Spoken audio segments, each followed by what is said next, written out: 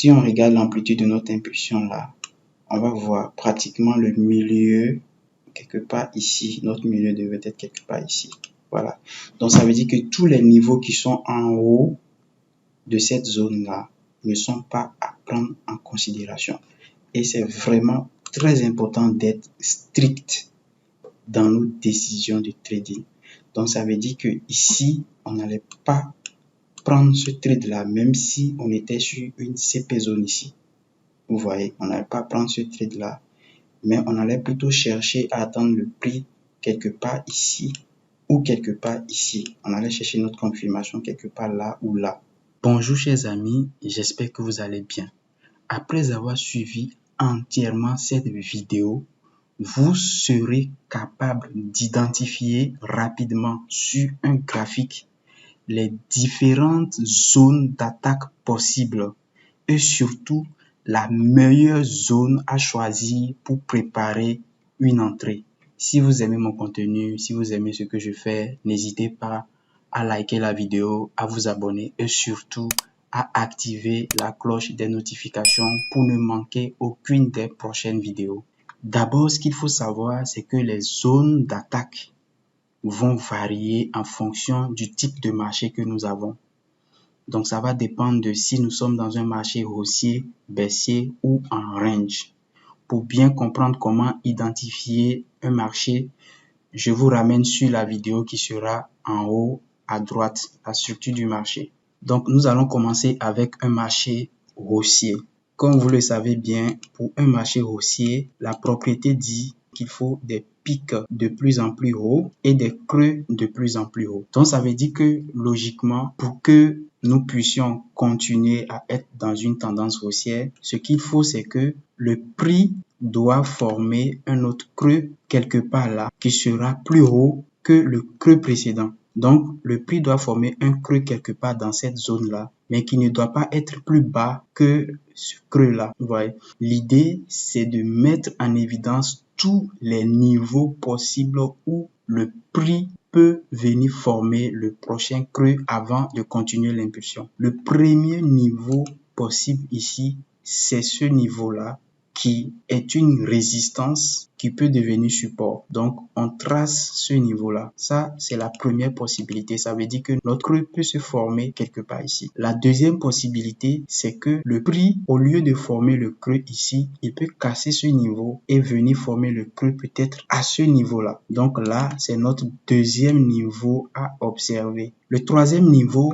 c'est la ligne de tendance. La ligne de tendance est aussi une zone d'attaque. Donc, on peut tracer également une ligne de tendance parce que le prix peut venir plutôt former notre creux sur la ligne de tendance. On pourrait avoir une zone également quelque part là qu'on appelle des CP zones. On va en développer dans l'une des prochaines vidéos. Pour savoir exactement le niveau sur lequel on a une forte probabilité que le creux soit formé, on a besoin d'une seule information. C'est ce qu'on appelle les confirmations. Donc, on a besoin d'une confirmation. On va attendre. Dès que le prix arrive à ce niveau-là, on va essayer de voir est-ce qu'on aura la confirmation qu'on veut voir. Si on n'a pas la confirmation, on ne fait rien du tout. On laisse le prix évoluer, voir est-ce qu'on aura la confirmation sur ce niveau-là. Le deuxième niveau. Si on a la confirmation, on rentre. Sinon, on ne fait rien du tout. De la même façon, on attend jusqu'au troisième niveau. Il existe plusieurs types de confirmations. Il y a les confirmations de bougies qu'on peut observer sur les niveaux, des confirmations de figures chartistes et il y a également des confirmations de tendance, de retournement de tendance. Ça sera l'objectif de la prochaine vidéo. Et c'est ces confirmations-là qui vont nous donner le OK sur le niveau à choisir pour notre entrée. Ce qu'il faut noter également, c'est que sur les différents niveaux d'attaque, plus les niveaux coïncident, plus on a une forte probabilité d'avoir une confirmation intéressante sur ces niveaux-là. Comme ici également par exemple. Voilà, donc j'aimerais attirer votre attention sur quelque chose. Si on prend l'impulsion là, du creux là au pic, on prend l'impulsion, l'amplitude de l'impulsion, tout ça, vous voyez. Ce qu'il faut remarquer, c'est que il faut privilégier les zones d'attaque qui sont dans la partie inférieure à 50%, inférieure ou égale à 50% de l'impulsion. C'est-à-dire que quand le prix fait la correction, on va privilégier les zones qui vont se former quelque part ici. Vous voyez? Si on a des zones qui se forment quelque part ici, on va pas trop les considérer parce que souvent, le prix aura tendance à venir chercher les zones qui sont inférieures ou égales à 50% de l'amplitude du mouvement. C'est très, très important ce niveau-là. Autrement dit, si on avait une zone qui était quelque part là, ou un peu plus haut ici, ces zones-là auront une faible probabilité d'être assez intéressantes. Les zones les plus intéressantes sont les zones qui sont dans la zone inférieure à 50% de l'amplitude de l'impulsion. Parce que souvent, le prix aura tendance à nous tromper, à venir faire comme s'il validait la zone ici et revenir tester une zone beaucoup plus basse avant de continuer l'impulsion. C'est pour ça qu'on va souvent préférer des zones qui se situent en bas de 50% de l'amplitude du mouvement précédent. Voilà, maintenant nous allons voir les zones d'attaque pour une tendance baissière. On va aller plus vite puisque c'est pratiquement la même chose. Voilà, donc c'est simple. Pour une tendance baissière, on sait que le prix doit faire des pics de plus en plus bas et des creux de plus en plus bas. Donc ça veut dire que le prix doit faire tout ce qu'il veut pour la tendance baissière, mais ne doit pas dépasser ce niveau-là, qui est notre niveau limite. Donc ça veut dire que déjà à ce niveau-là, on a une zone. C'est notre zone limite. Donc on a une zone ici. Ensuite, on a la zone de support qui peut devenir résistance. Il y a la possibilité également d'avoir une zone ici qu'on appelle CP zone. On peut également avoir une autre zone cachée quelque part ici qui est également une CP zone ou bien une hidden base. On va en développer dans les prochaines vidéos. Ce qu'il faut savoir, c'est de ne pas considérer vraiment les zones qui se forment dans les niveaux inférieurs à 50% de Fibonacci. Vous voyez? C'est-à-dire que quand on prend l'impulsion qu'il y a eu là, si on veut bien voir l'impulsion, on veut voir l'impulsion, ça s'est fait de là à là. Vous voyez? On va voir le milieu. Le milieu, c'est pratiquement ici. Les 50%, c'est pratiquement là. Toutes les zones qui vont se former en bas des 50%, auront une faible probabilité d'être de bonnes zones. Les bonnes zones, les zones qui vont nous intéresser, c'est des zones qui seront de l'autre côté des 50%. Vous voyez, c'est pour ça que je parle des zones qui seront supérieures à 50% du retracement de Fibonacci. Donc ici, les zones les plus intéressantes à privilégier, on a cette zone-là et la zone qui est ici.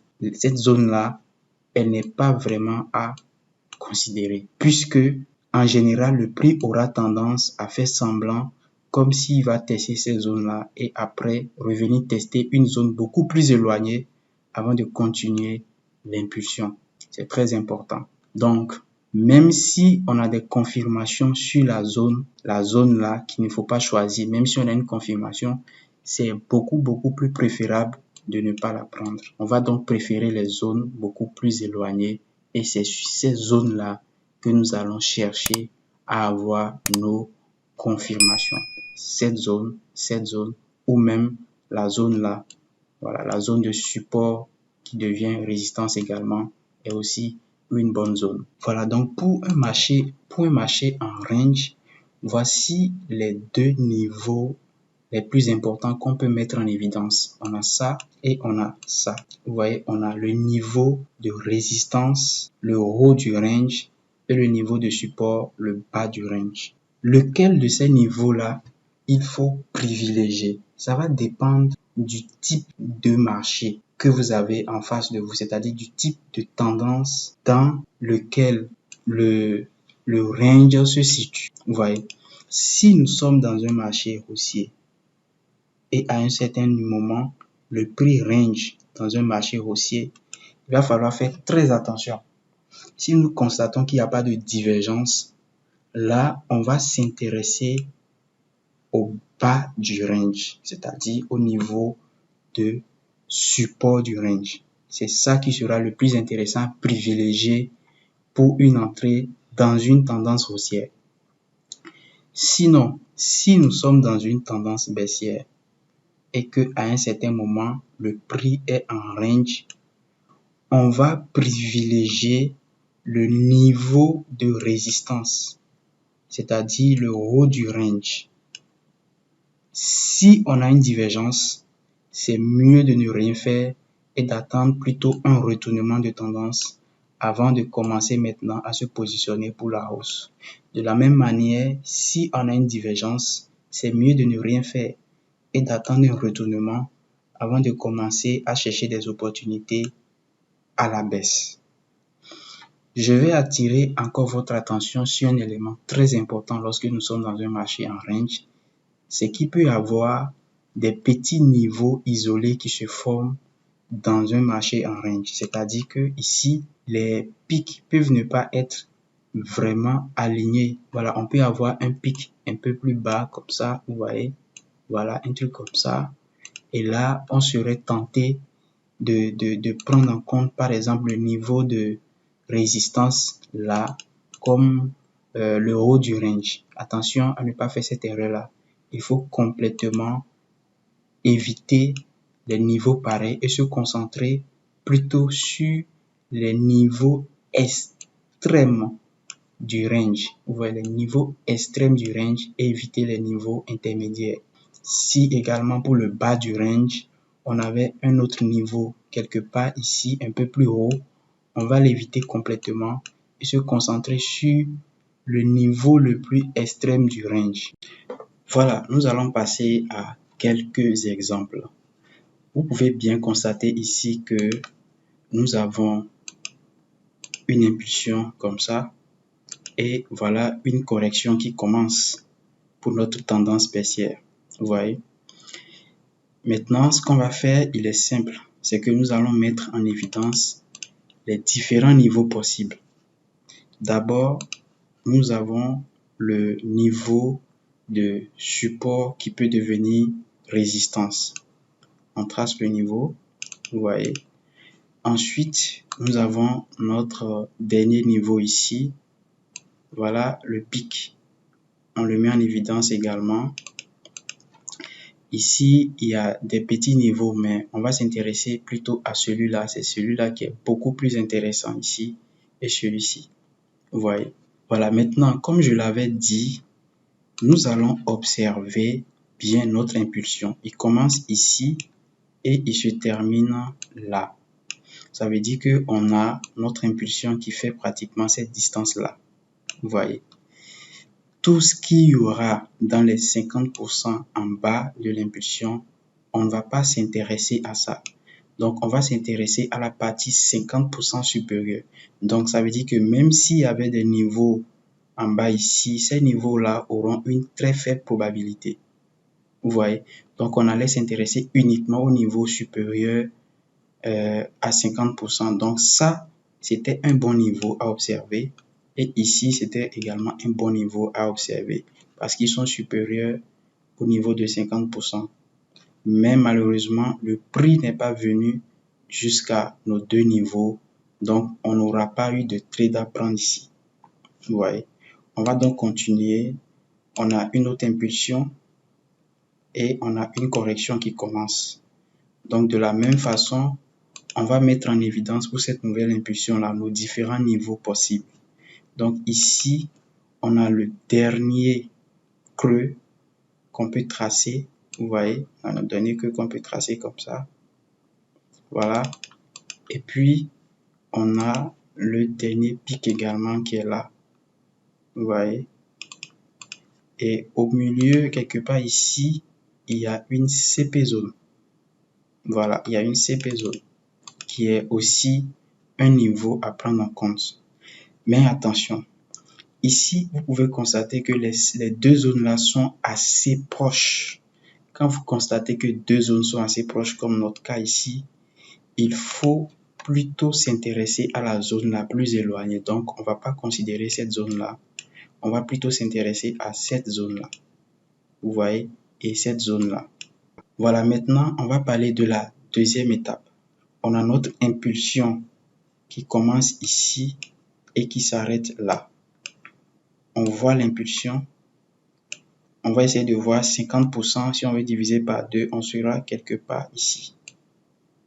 Vous voyez? Ça veut dire que toutes les zones qu'on aura ici, toutes les opportunités qu'on aura ici ne sont pas à prendre en compte. Parce que si vous observez très bien, ici, pour ceux qui comprennent bien les supply demand zones, ici, on a une zone. Vous voyez, ici, on a une zone ici. Remarquez très bien que le prix a réagi un peu dans la zone. Donc, le prix a tenté de nous tromper. Il est venu, il a fait semblant de réagir à la zone, mais finalement, il est allé chercher la zone qui est bien plus éloignée. Donc, ça veut dire qu'on ne va pas du tout considérer cette zone-là. On va s'intéresser plutôt à celle-là et à celle-là. On attend maintenant que le prix vienne jusqu'à notre zone pour avoir notre confirmation. Donc, le prix est venu sur cette zone-là. Après cette première bougie, la bougie verte, on ne fait rien du tout. Après la bougie rouge, et surtout que la bougie rouge ait avalé la bougie verte précédente, on a une très bonne confirmation pour entrer. Ça veut dire que pour ce trade-là, on aurait fait une entrée approximativement après la bougie là. Après cette bougie rouge, un truc quelque part là, une entrée ici, mettre le stop loss peut-être quelque part ici, si on est très agressif, ou bien pour être conservateur ici, mais vous voyez que là, le risque reward sera complètement médiocre. Donc, on allait mettre le stop loss quelque part ici, en haut de la zone, et le take profit quelque part à ce niveau-là. Voilà, donc là, on a notre premier trade qui est vraiment très intéressant. Voilà, donc pour notre deuxième exemple, nous allons nous intéresser à une tendance haussière. Vous voyez, on observe très bien, on va constater que déjà la tendance, elle était baissière. Mais déjà à ce niveau-là, après la cassure de ce niveau-là, on peut dire que vraiment nous sommes dans une structure haussière. Donc, ce qu'on va faire ici, c'est que après cette cassure, nous allons mettre en évidence les niveaux possibles où nous pouvons attendre le prix. Donc déjà, on a ce niveau-là qui est la résistance qui pouvait devenir support. Et puis ici, on a le dernier creux ici également qui est un niveau où on pouvait attendre le prix. Mais ici aussi, on a une CP zone ici. Vous voyez, on a une CP zone ici également qui était un niveau aussi où on pouvait attendre le prix. Maintenant, on va voir parmi ces niveaux-là les niveaux qui avaient vraiment du sens et les niveaux qu'il fallait vraiment éviter. On voit que ici, notre impulsion, bon, on a notre impulsion qui commence là et qui se termine ici. Voilà, on va essayer de voir l'amplitude de notre impulsion. On voit que l'impulsion commence ici, quelque part ici, et se termine quelque part là. Vous voyez? Voilà. Donc, si on regarde l'amplitude de notre impulsion là, on va voir pratiquement le milieu quelque part ici. Notre milieu devait être quelque part ici. Voilà. Donc, ça veut dire que tous les niveaux qui sont en haut de cette zone-là ne sont pas à prendre en considération. Et c'est vraiment très important d'être strict dans nos décisions de trading. Donc, ça veut dire que ici, on n'allait pas prendre ce trade-là, même si on était sur une CP zone ici. Vous voyez, on n'allait pas prendre ce trade-là, mais on allait plutôt chercher à attendre le prix quelque part ici ou quelque part ici. On allait chercher notre confirmation quelque part là ou là. C'est très important. On continue avec l'impulsion qui continue. Et là, on a le prix qui casse un autre niveau ici. Voilà, après la cassure de ce niveau-là, le prix crée une autre impulsion qu'on peut remarquer qui commence là et se termine quelque part ici. Vous voyez? Donc, dès que le prix commence la correction, notre nouveau niveau à observer maintenant est d'abord, on a ce même niveau-là, voilà, puisque là, on a un creux. Vous voyez, on a un creux qui est maintenant à prendre en considération. On a un creux ici. En plus, on a ce niveau-là. Donc, voici nos deux niveaux à observer cette fois-ci. Ça et ça pour notre impulsion. On va faire la même chose. On va essayer de voir l'amplitude du mouvement. Vous voyez, il commence ici, voilà, à là. Et si on veut voir l'amplitude, on voit que celui-là, ce niveau-là correspond pratiquement au 50%. Vous voyez, donc ça veut dire que quelque part ici, on allait attendre de voir notre confirmation sur cette zone-là. La zone-là, elle est valide, elle est bonne. Vous voyez. Donc, après cette bougie haussière, on constate que cette bougie-là avale la bougie rouge précédente. Donc, c'est bien comme confirmation. On pouvait prendre ce trade. Mais il y a encore un problème. Le problème, c'est que si on prenait ce trade-là, on allait le prendre pratiquement à ce niveau-là. Vous voyez, on allait mettre le stop loss à ce niveau-là et mettre le take profit quelque part à ce niveau-là. Oui, à ce niveau-là parce que c'est ici qu'on a le dernier pic. Donc, on allait mettre le take profit au niveau du dernier pic. Vous voyez, la question à se poser c'est est-ce que l'écart qu'il y a entre le profit à se faire ici et le risque qu'on prend, est-ce que cet écart-là vaut le coup vraiment de prendre ce risque-là? Parce que ici, on est en train de risquer 1 pratiquement pour gagner 1. Vous voyez? Donc, on va en parler dans une autre vidéo. C'est très important. Donc, ce que je vous fais comprendre ici, c'est que il ne suffit pas d'avoir un bon niveau, une bonne confirmation pour prendre un trade. On analyse également d'autres éléments avant de considérer un trade comme étant valide. On va en parler dans d'autres vidéos. Voilà, donc finalement, pour cet exemple, on n'a pas eu de trade à prendre ici. J'ai pris cet exemple exprès pour vous montrer qu'il y a vraiment beaucoup de choses à observer avant de prendre une décision. Voilà, donc nous allons terminer avec un exemple pour un marché en range. J'aime beaucoup cet exemple parce qu'il va me permettre d'attirer votre attention sur beaucoup de choses.